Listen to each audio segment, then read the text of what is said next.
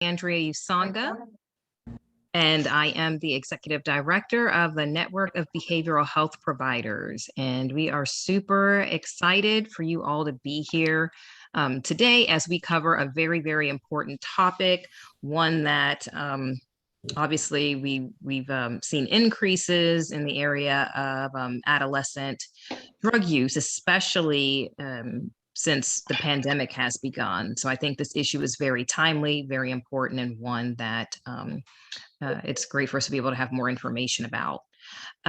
So a little bit of housekeeping first. I want to make sure everyone knows, although it's right there, smack dab in the middle of the slide, that we are a United Way funded partner. And so we appreciate the support of the United Way. And then for this presentation, we will be providing 1 CEU credit for social workers, so it'll be LMSWs and LCSWs, for LCDCs, for LPCs, and LMFTs. Those are the 4 categories for which we will be able to provide CEUs. If you need a special certificate of attendance, please email us about that separately and we can send that to you as well. But in order for you to claim your CEU, we are going to place a link in the chat at the end of the program. And then we will ask that you complete that, that link. And yes, please, if you are not muted, please mute yourself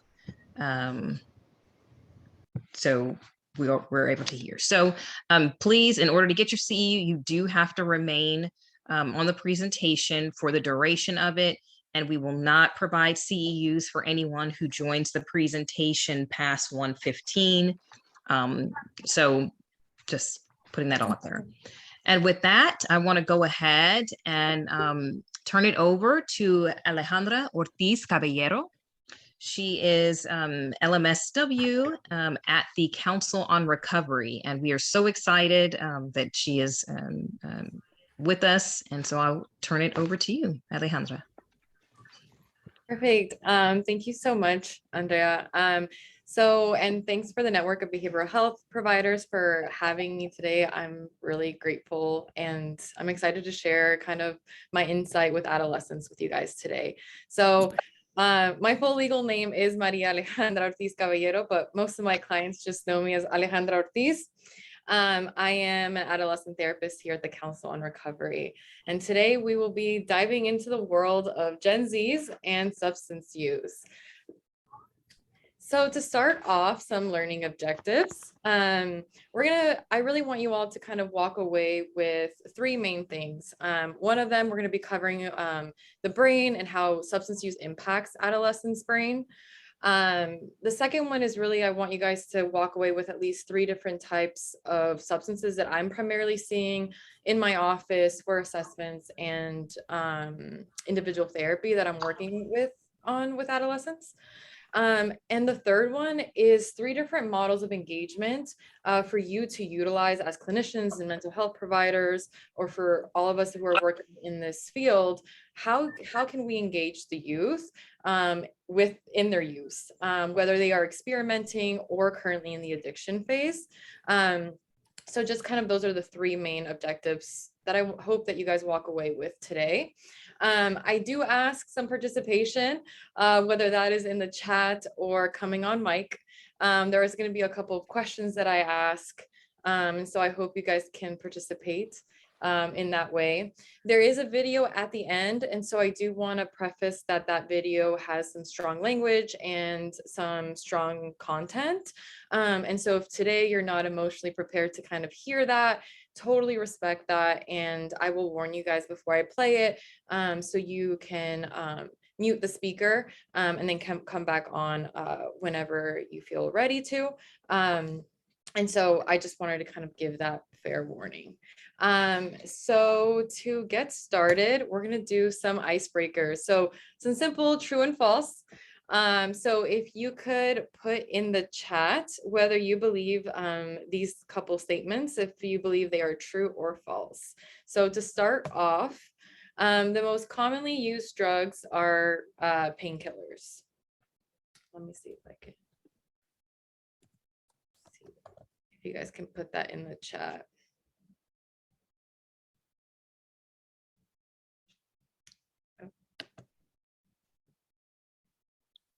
I actually don't think I can even see the chat.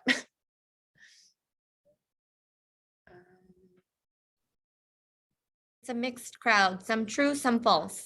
Okay, perfect. So actually the statement is true. The most commonly substance used is actually painkillers and pain relievers. So that is actually true. Our next statement is street market marijuana has 1 to 4% THC concentrate.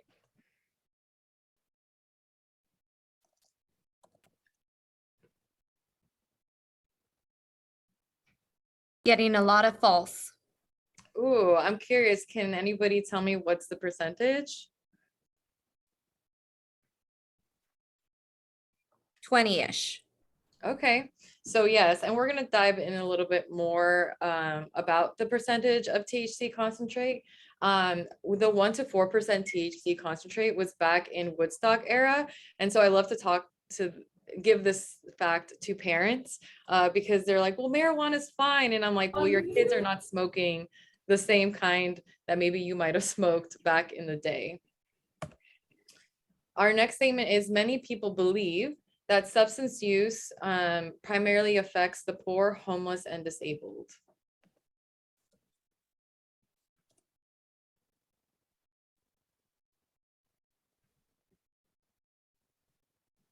False, but some true.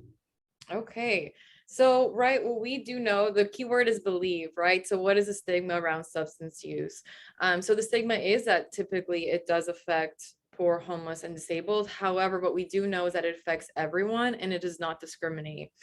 And in particular to kids and adolescents, they are not thinking, they're not worried, they are not concerned that addiction can impact them, especially in the current moment and in the future when they become adults. So this kind of gets us going to talk about, why do adolescents use? Any kind of, you guys can put in the chat, what are some of the reasons that you all see or maybe believe that adolescents are utilizing substances?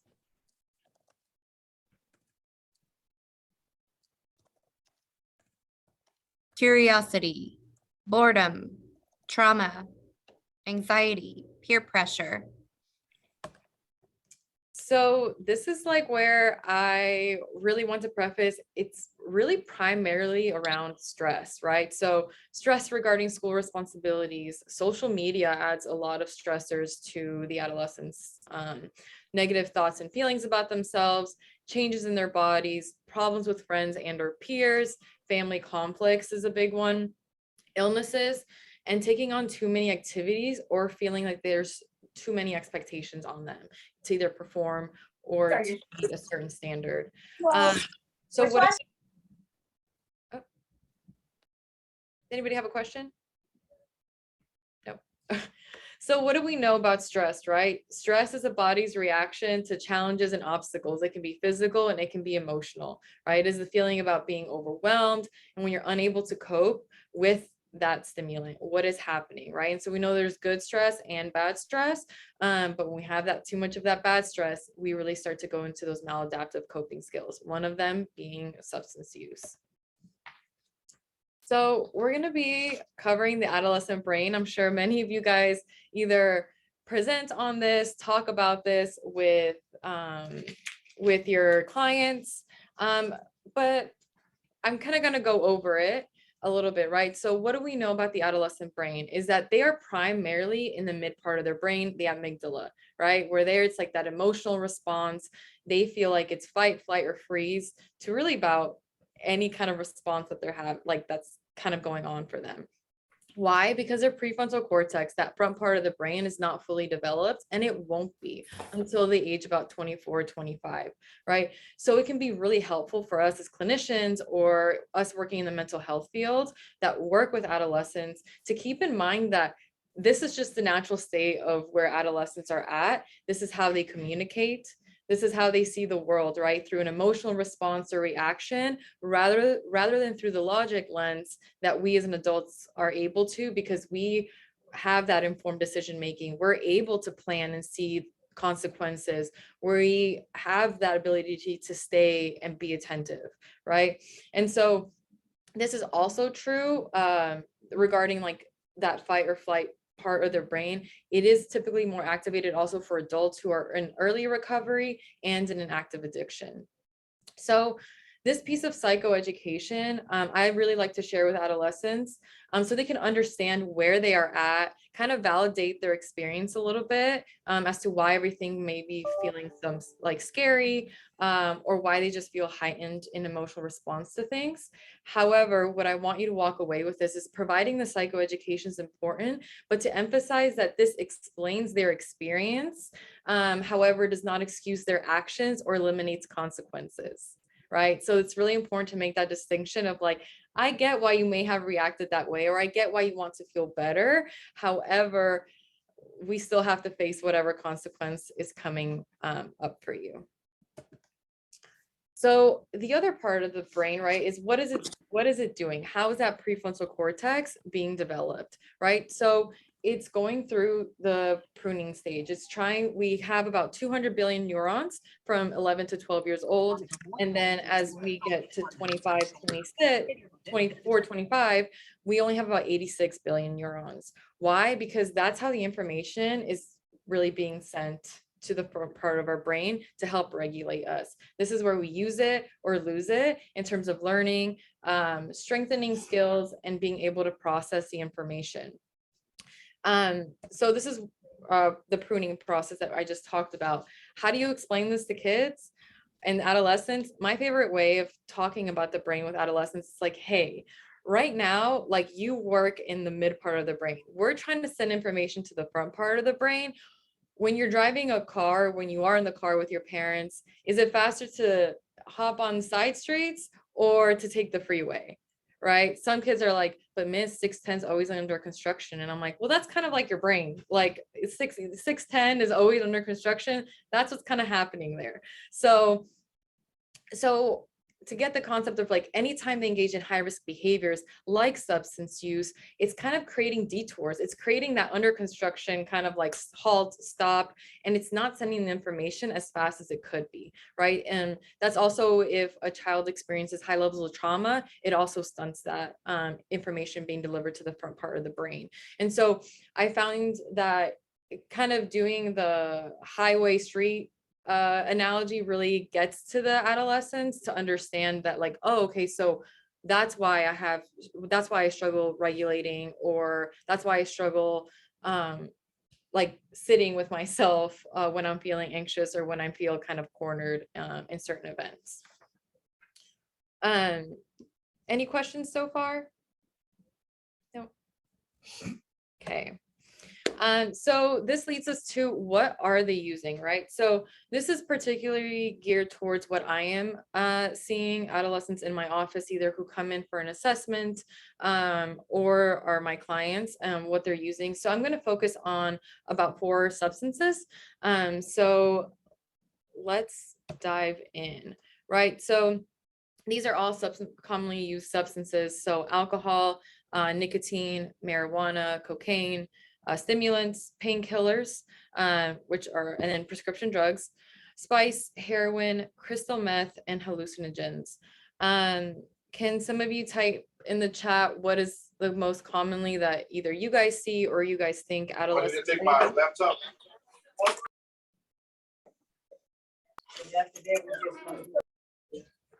Or also feel free to hop off mic and just kind of spew them out, whatever you guys are seeing. We have vaping, marijuana, alcohol, cigarettes, Xanax, vaping. Yeah. So the 4 that I'm actually going to be talking to you all today about is going to be alcohol, nicotine, particular to vaping, marijuana, and painkillers and prescription pills. So let's start right off with alcohol. Okay, so what we have found is that by 12th grade, 2/3 of students have already tried alcohol. People from the age of 12 to 20 consume 1/10 of all alcohol in the United States. and it is the most widely used substance. Really important here is the 90% of all alcohol consumed by adolescents occurs during a binge. I have found that this requires a lot, some education with adolescents to understand what is binge drinking. And so there I put the definition, right? It's 3 to 5 standards depending on their gender, age, within 2 hours or less. This, like mentioned before, right, during the pandemic, really, I saw a huge increase because it was around the time seltzers became really popular and also readily available. And because seltzers look like carbonated water, they're also easier to hide and to kind of blend in with just other carbonated drinks. The other thing that I noticed with alcohol in adolescence was when the pandemic first hit and there was a lot of curbside and you can just pick up alcohol, was a lot of the kids were able to order food and alcohol and just swing by and pick up food without staff at the restaurants checking IDs. And so that's where a lot of my adolescents would say, yeah, miss, like I just went to the restaurant and ordered myself some chips and queso and a margarita. They never checked my IDs. So it wasn't even that they were needing to have a fake ID. It was literally just accessible to them. And so having that bit of knowledge in working with your adolescent around alcohol is really important to know. So this is kind of kids, right? Kids are like, but miss, it's an upper because I became more social. But what do we actually know? That alcohol is actually a downer. So this is another piece of psychoeducation that I like to note with when I'm working with the kiddo. So, right, we have the red column on our left and the orangey column on our right. Right, so what does the adolescent say? Miss, I was at that party. I usually have anxiety socializing, but after I took a couple shots or after I had a couple of drinks, like I loosened up, I was more comfortable. Everything was a lot funnier. I was less worried. I was less anxious. And so I share with them, right? Yes, alcohol did lower your inhibitions. Yes, it did relieve some of that anxiety and worry. But let's talk about how you felt after the party, when you went home. Or let's talk about how you felt during the week after you spent all weekend drinking, right? This is a part where linking it back to the brain, they're not able to think of what the impact of that decision. They are just feeling emotions. And so that's why it's really important to kind of always bring it back to like, yes, and we're not thinking about how now, right now, you possibly could be feeling more anxious because you just spent all weekend drinking and binge drinking probably, right? So the orange column is kind of where we as adults are able to foresee all the issues, right? We're able to see, hey, this is going to lead to a poor memory. That's probably why you can't remember all that happened that weekend. We're going to see maybe right, some increasing in poor decision making, some risky behaviors, and then the potential worst consequence is the potential of overdosing or needing hospitalization due to alcohol intoxication.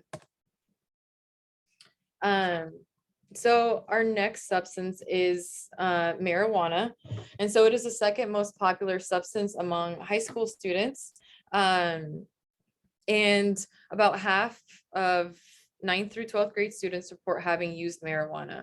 And so this is that little true and false that I kind of want to tie it back to.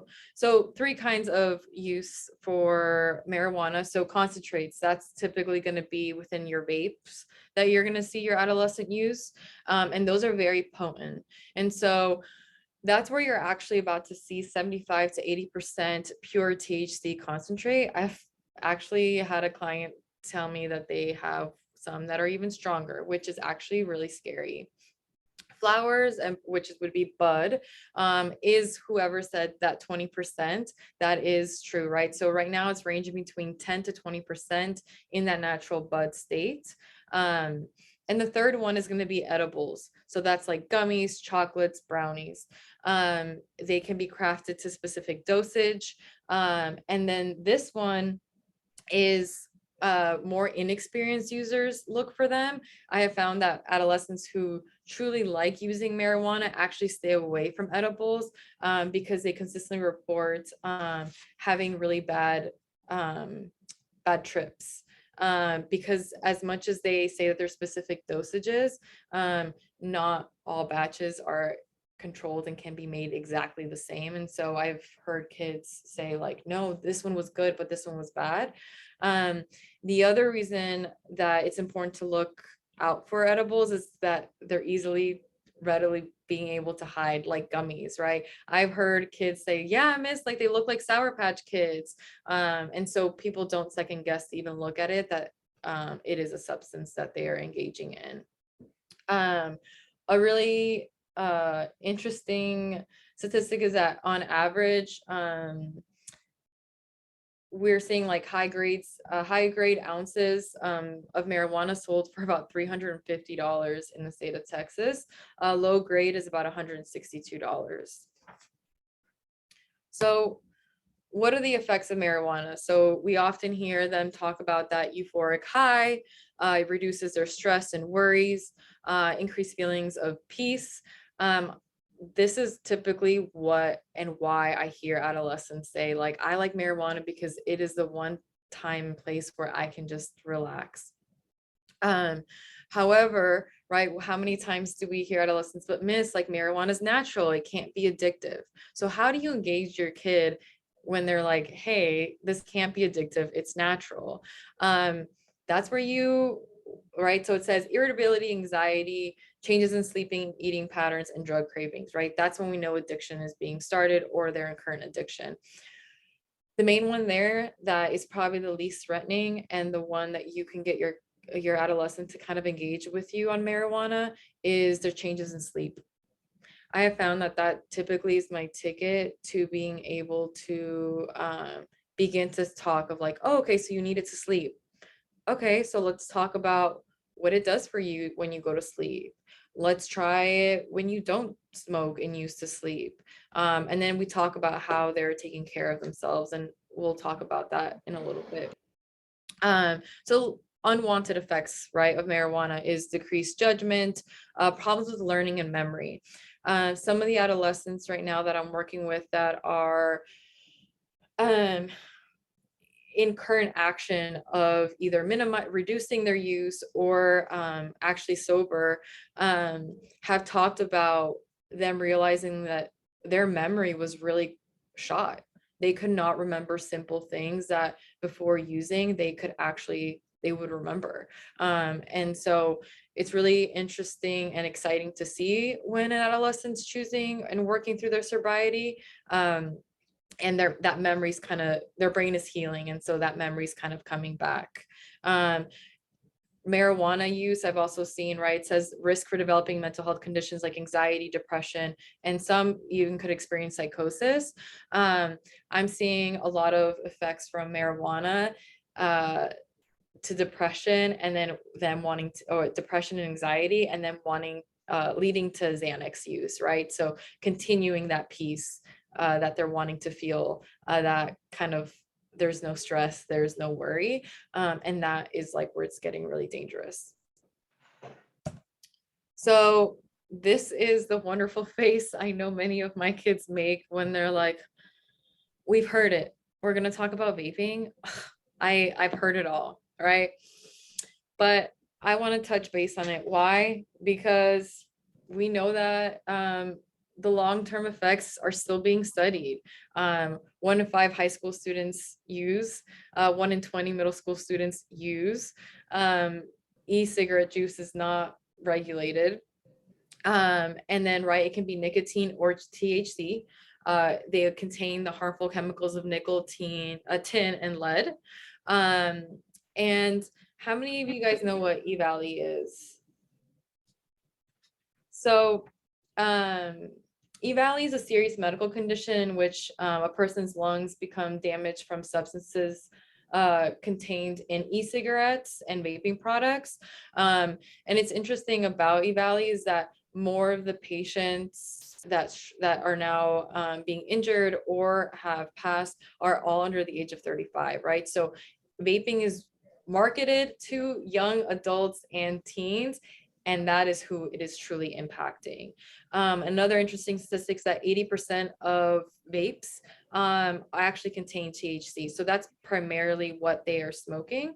Another win that I remember back in October 2021, I was really excited because it came out that Delta 8 and Delta 9 were going to be considered illegal and it classed as a substance, a Scheduled 1 controlled substance.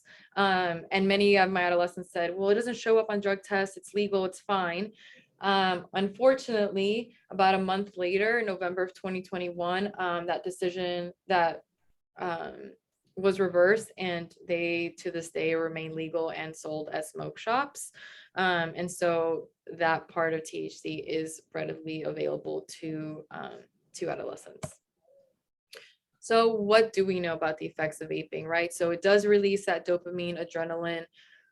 Most of my adolescents, why they use vaping is that feelings of relaxation, improved energy.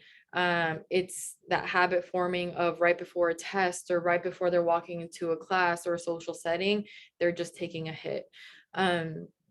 When I'm working with an adolescent who's struggling with vaping, I typically break it down, to how many hits are you taking per session, and we kind of break it down so that way we can kind of see what are they willing and able to have if they want to reduce their use.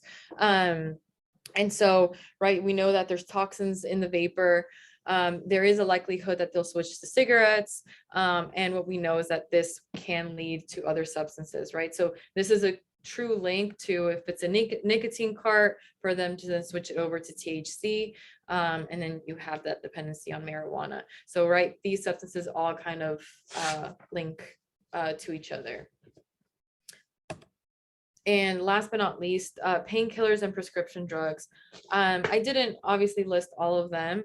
I primarily wanted to talk about the opioids and then the stimulants. So the opioids, right, Vicodin, Oxycontin, hydrocodone. Why am I including these in here? More kids than not, unfortunately, right now are having procedures, right? Torn ACLs, torn meniscus, broken arm, dental work because they're getting their wisdom teeth pulled, right? And what are they prescribed?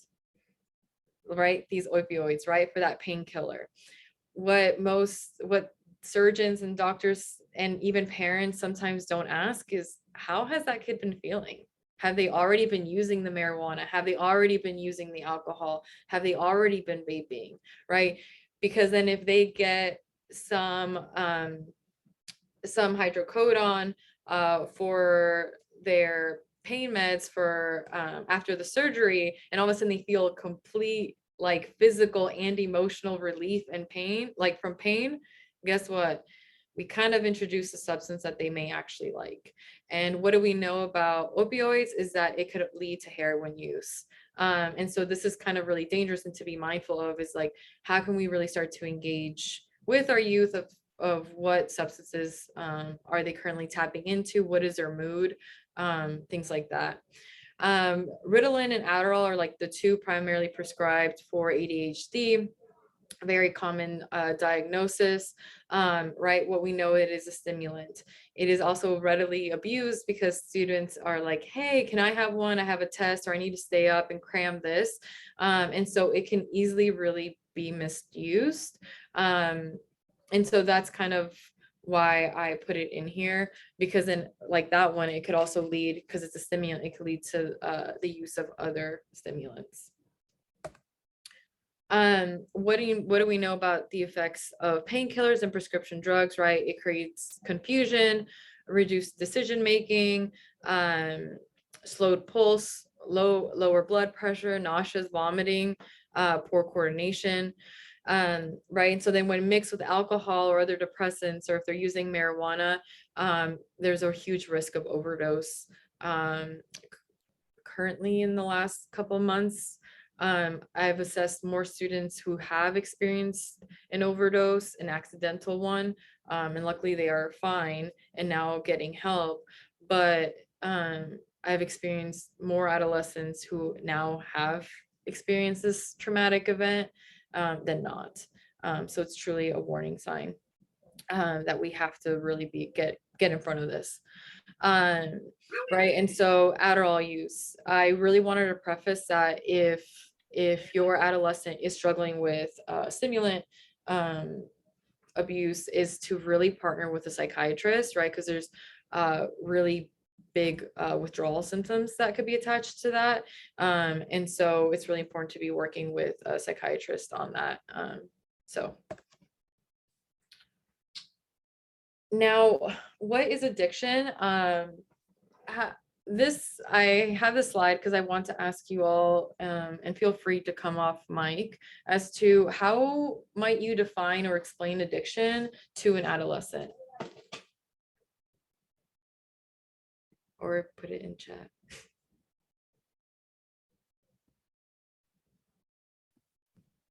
I probably want to, I guess, explain it in terms of the dopamine in the brain and how that just kind of that psychoed with it in a way that hopefully doesn't bore them aggressively. Anyone else? Would you explain it differently to an adolescent than an adult? Or would you kind of use the same language?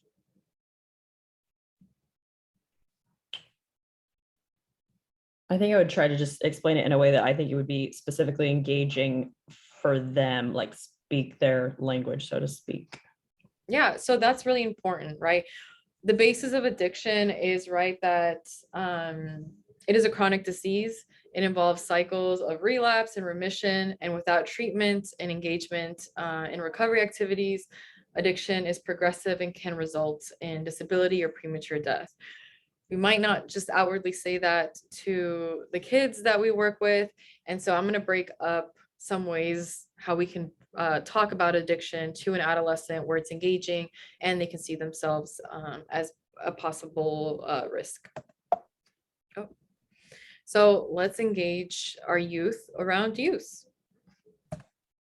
So to start off, right, what are the warning signs that we as clinicians, or if you're a parent that or a caregiver, that we should be noticing, right? So it's the extreme changes. I say, like, either getting new friends or not, or isolating, eating habits, sleeping patterns, physical appearance changing, school performance, irresponsible behavior, poor judgment, lack of interest, breaking the rules, or just simply withdrawing. Those are all really big warning signs for us to be looking out for.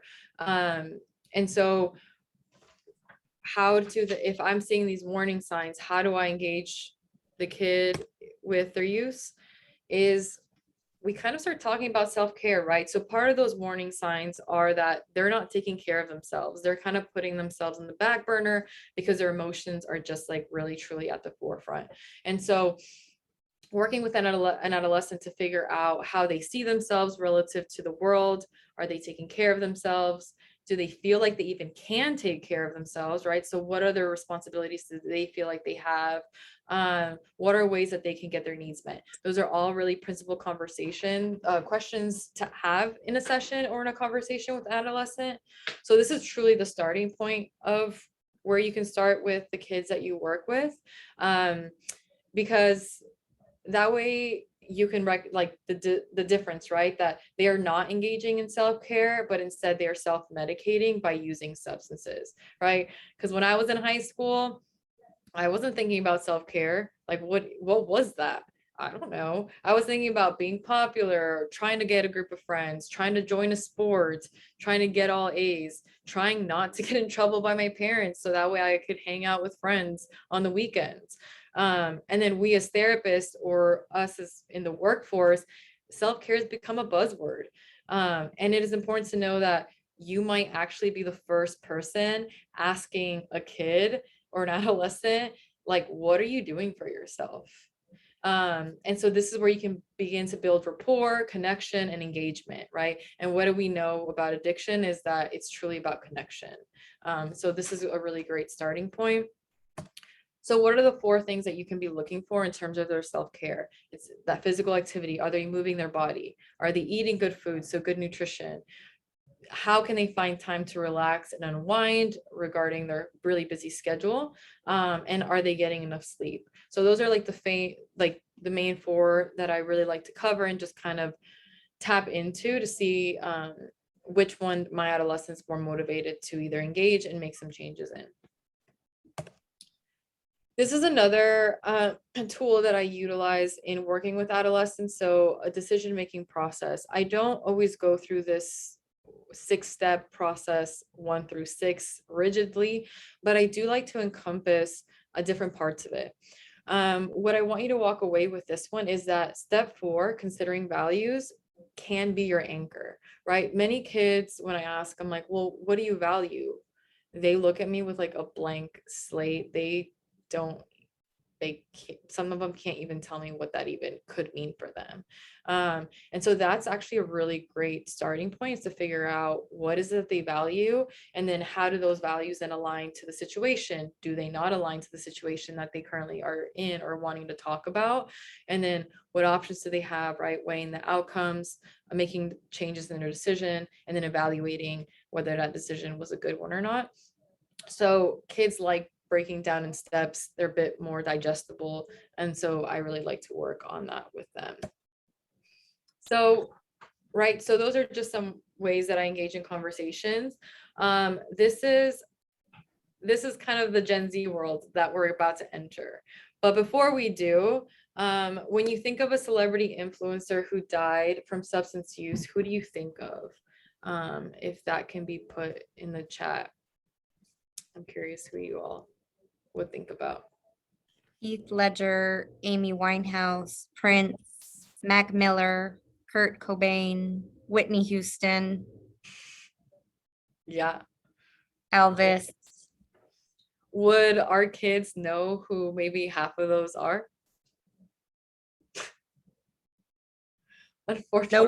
Unfortunately, they probably don't, right? And so how do I engage some of my kids is, let's tap into the Gen Z world. Who's this? Does anybody know who this is? Juice World. This is Juice No. World. So his name is Gerard Higgins. This is Juice World. He is a rapper. He actually passed away in 2019 at the age of 21 from an overdose off Percocet, in an attempt to hide them from the police while they were searching his plane. Why do I include Juice World?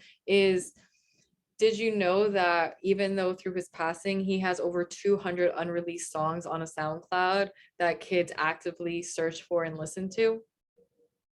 And the majority of those songs talk about his struggles with anxiety, depression, and substance use. I bring Juice World up because actually Juice World is almost talked about in every single client that I have. Primarily boys who really struggle in identifying their feelings. We often pick a song from Juice World, bring in those lyrics, and that's really our starting point. How do they see themselves within the lyrics of his songs, right? And that's, I found, has been really groundbreaking in being able to engage with them on that. Who is this? Doja Cat. Doja Cat. Yes, this is Doja Cat. Is she still alive? Yes, she's thriving. Absolutely. I don't know if I would say that she is thriving, because yes, she is still alive. The reason why I would not say that she's thriving is that she recently had to cancel all her tour dates. Why did she have to cancel all her tour dates? Because of vaping. So she's famously known for going on IG Live for vaping nicotine. And then recently at the BBMAs, she was caught on camera taking a hit before she went up and did her acceptance speech for the top R&B album. Reason why I include her is that she's actively talking about her struggles and admitting that she's addicted to nicotine. Her tonsils are currently infected due to her nicotine use. And so this is one that I like to bring up and talk about. I will include this other YouTube video that I recently found of this other YouTube star who recently documented her 100 days of quitting nicotine and the withdrawals, and she talks about how she finally became honest with her mom about that she had never quit for the last 4 years. I found it really impactful, and actually I will be utilizing that in sessions as well. So who is this? I think someone had said this earlier. Mac Miller. Mac Miller, Oh, RIP. that's my show. Yep. So this is Euphoria, Mac. right? No, so he looks like the actor from Euphoria, but he is not. They're not the same Oh, person. Yeah. Oh, wow. Yeah, Okay. they look very much alike. So this is Mac Miller. He actually passed away at the age of 26, accidental overdose off fentanyl, cocaine, and alcohol. He's actually, while he's in the world of millennials, he really did still tap into the world of Gen Zs, because he also did really start talking about his battle with depression and anxiety. And so why am I bringing up these music artists is because this is another way that you can engage your youth around using and how it's truly impacting people that they look up to. And if music is not for you and you do not want to get engaged in Juice WRLD's lyrics, so this is a part where we're going to watch a clip of the show Euphoria. So this is a part where if strong content, strong language is not for you, please feel free to mute your speakers. So we're going to be covering two different pieces of two different clips of this show. So just to give you some background for those who do not know the show Euphoria, Euphoria is about the main character, Rue, who is sitting here with her sponsor. Rue currently struggles with mental health, the grief of the passing of her father, and substance use. So this is just a particularly one episode piece where it's the Rue special. And so we're gonna get started and then have some conversation about what we hear. Let me just get it. I wish I could play all of it because it's all really powerful. So I think it's darker than that. And you can say that sobriety is my greatest weapon, but to tell you the truth, drugs are probably the only reason I haven't killed myself.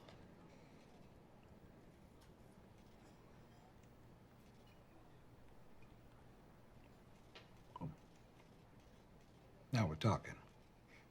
Now you're being real. Now you're being honest.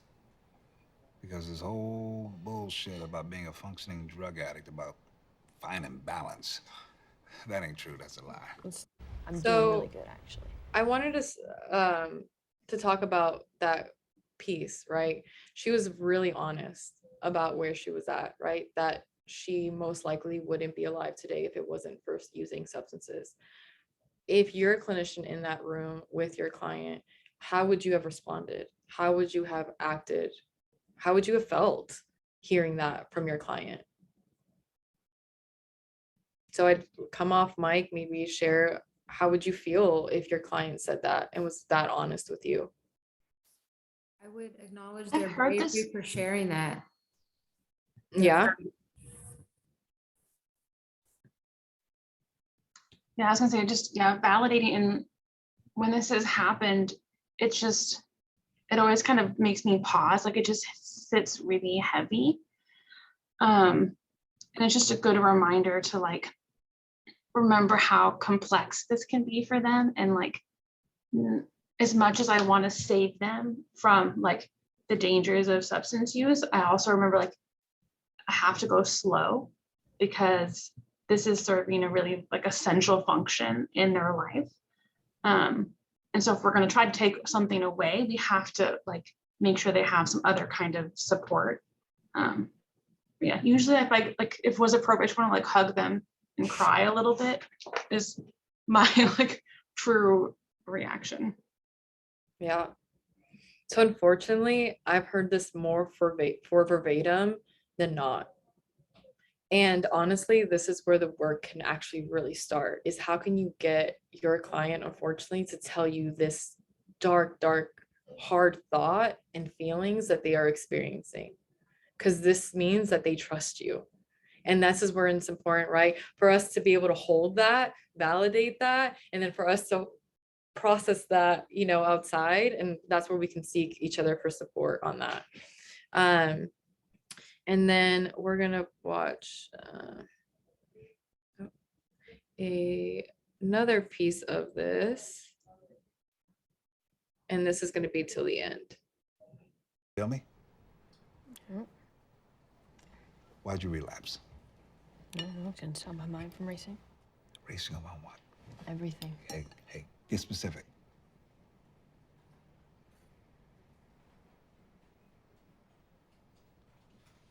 All the things I remember and all the things I wish I didn't. Okay? I get it. Why didn't you call me? Honestly, I wasn't really trying not to relapse. No. Yeah, man, okay. Where'd you get the drugs? I had some pills for emergency purposes. Fuck. So you never stood a chance. Nope.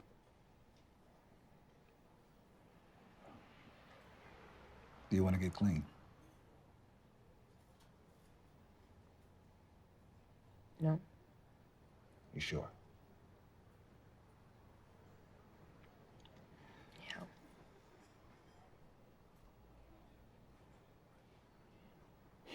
I get it. I get it. I fucked up. Come on. You don't want to get clean? Yeah, of course it's fucked up. I'm a piece of shit, huh? Yeah, piece of shit, you piece of shit. All right, but here's the silver lining. You're not a drug addict because you're a piece of shit.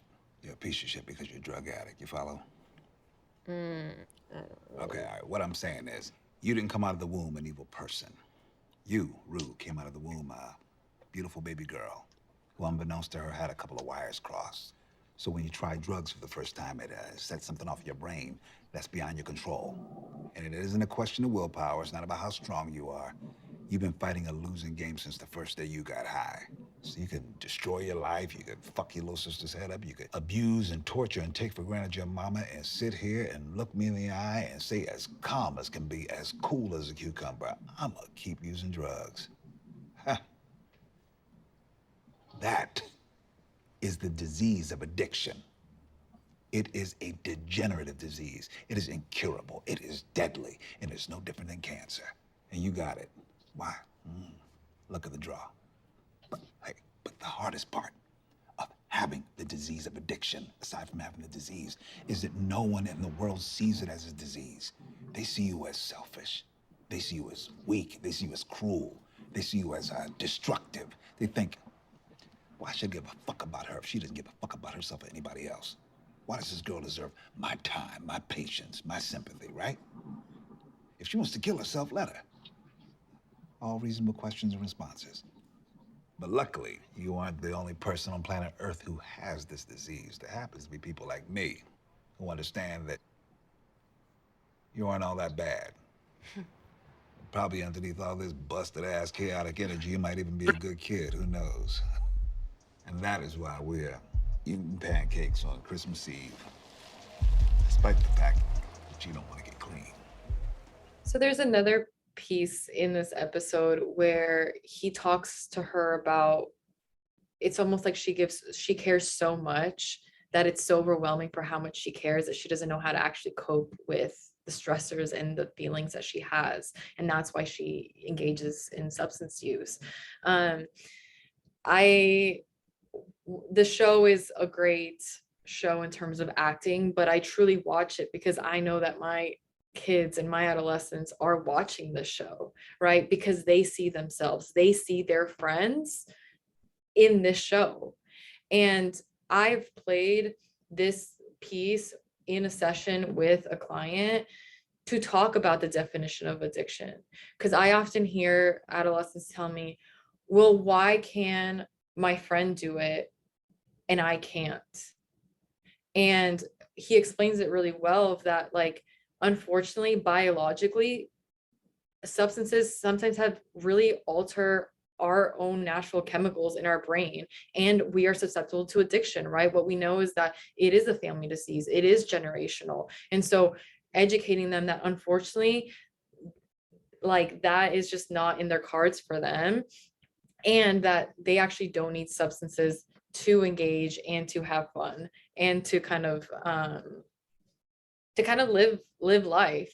And so with this, I ask, like, right, my primary work with adolescents is truly diving into their world, that Gen Z world, right? Finding ways that, what are they bringing into my office? Is it a certain artist that they like? Is it a certain show?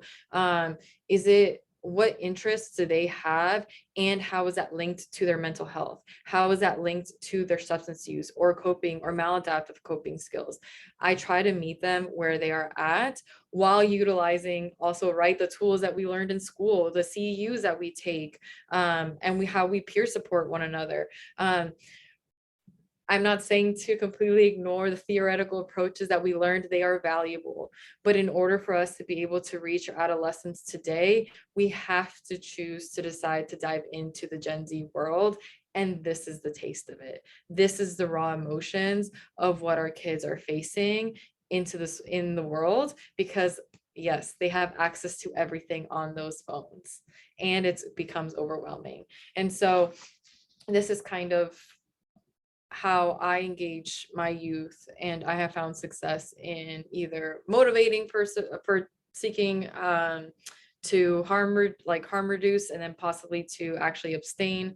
And so this is my way of diving and meeting kiddos where they are at. If any of you need support or have anybody that needs any help, the council is always here to support you all. This is the phone number to intake, and they'll be happy to schedule you or your client, whatever they may need. And now I can leave it open to any questions or comments.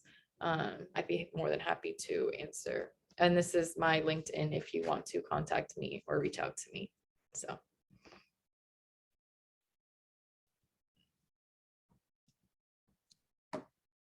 Thank you so much, Alejandra. I just wanted to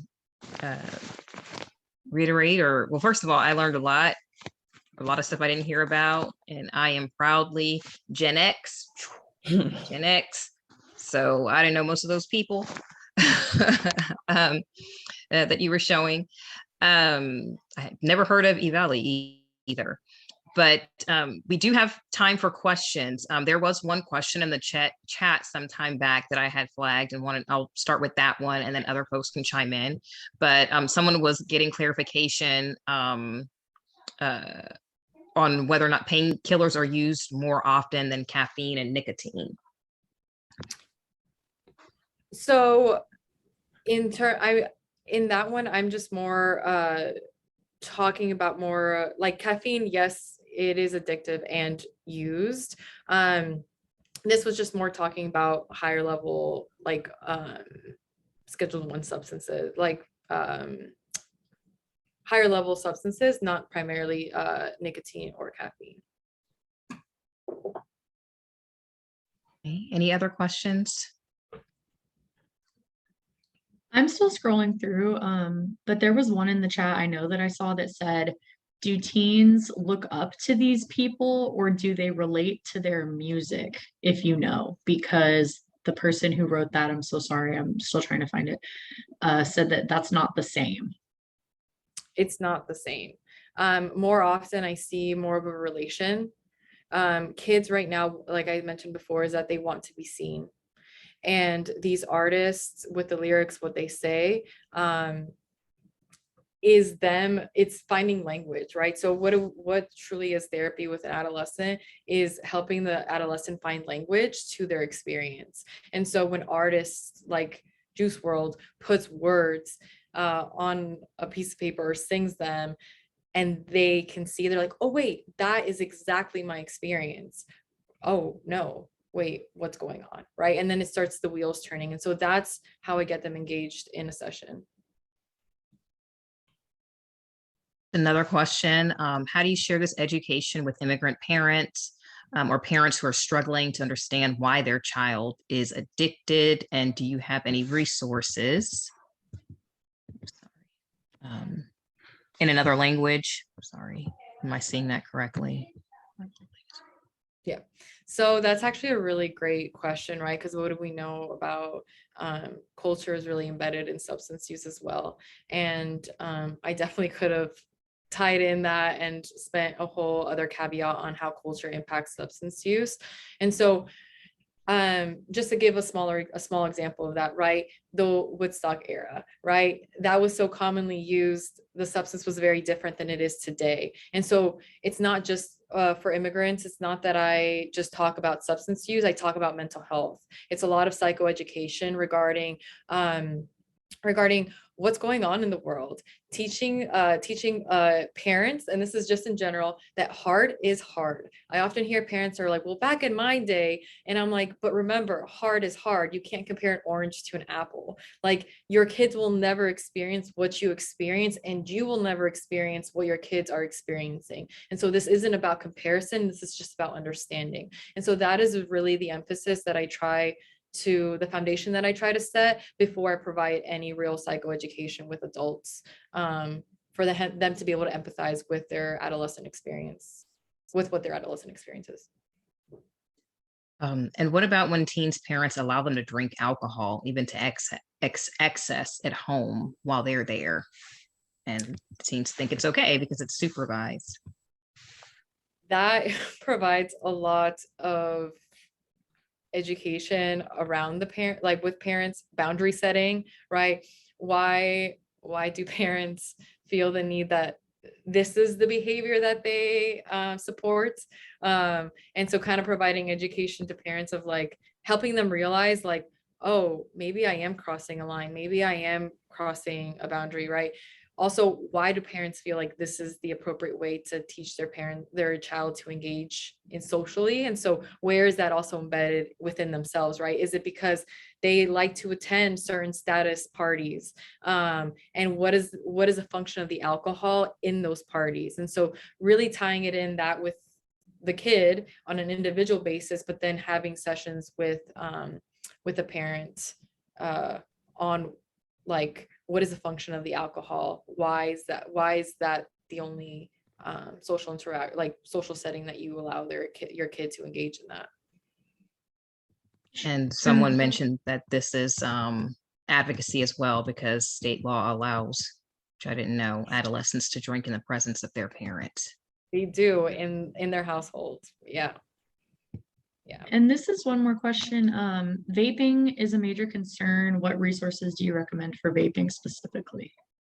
Yes. Let me get you. I will email you, Sydney and Andrea, the link to that video of that I just found of that influencer talking about how she's quit and the support. Vaping is probably one of the most challenging ones that I'm finding to help adolescents with because of the withdrawals. I provide some psychoeducation. Mostly it's about breaking down their use. It's also a lot about habit forming, right? So it's the thing of having something in their mouth, and then how can we practice that something doesn't always have to be in their mouth? What is a function of having something in your mouth or taking a hit? So really breaking down the smaller behaviors that take to vaping will be successful. This is also where it's important to partner with a psychiatrist, because the withdrawals are really bad that I'm seeing with the kids. And so I'll send you guys that YouTube link. I think it's really powerful, and it shows how hard it is to quit vaping. So I'm really just trying to continuously find resources of how to meet Gen Zs where they're at. I know about a year ago, there was a big shift. There was a TikTok trend where people were drowning their vapes and saying like, no more vaping and absolutely quitting. And so really catching momentum on those trends and seeing how you can bring those into the room to help support your adolescent could be important. Sure. Well, we're going to go ahead and wrap up and put the, again, I mean, thank you so much, Alejandra. This was great. A lot of great information. We're going to put in the chat the link for the survey.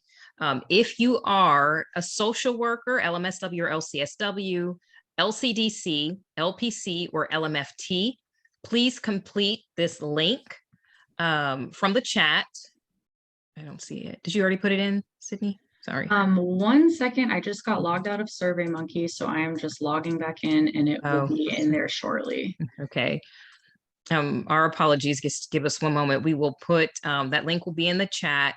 Please take that survey. It'll take just 1 minute, and that kind of gives us our record that you were here, so we can get those CEU certificates out to you. And if you need, like I said, a certificate of attendance, we can do that as well. But just email us. So give us 1 moment. Yes, I'm just gonna go to the SurveyMonkey is not working, but I do have the link that I sent Andrea via email. So here is the link.